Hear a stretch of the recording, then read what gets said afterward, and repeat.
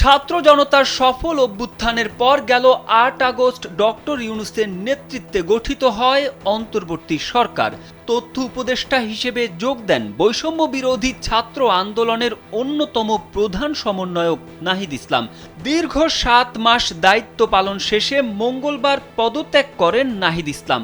পদত্যাগের পরদিনই ফেসবুকে দেওয়া স্ট্যাটাসে নাহিদ জানান নিজের ব্যাংক অ্যাকাউন্টের অর্থ সম্পর্কে।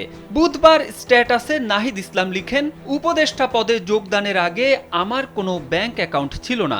২১ আগস্ট উপদেষ্টা পদে দায়িত্ব পালনের জন্য সম্মানী গ্রহণের লক্ষ্যে সরকারিভাবে সোনালী ব্যাংকে একটি ব্যাংক অ্যাকাউন্ট খুলি। উক্ত অ্যাকাউন্টে ২১ আগস্ট ২০২৪ থেকে ২৬ ফেব্রুয়ারি ২০২৫ পর্যন্ত লেনদেনের হিসাব জনগণের কাছে উপস্থাপন করছি।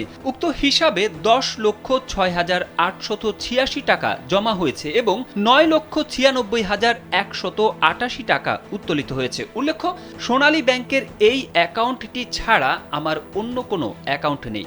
এরপর নাহিদ ইসলাম লিখেন, উপদেষ্টা হিসেবে দায়িত্ব পালনকালীন আমার বা আমার পরিবারের কোনো সদস্য, স্ত্রী, মা কিংবা বাবার নামে বাংলাদেশের কোথাও জমি বা ফ্ল্যাট নেই অথবা আমার বা আমার পরিবার কর্তৃক ক্রয় করা হয়নি।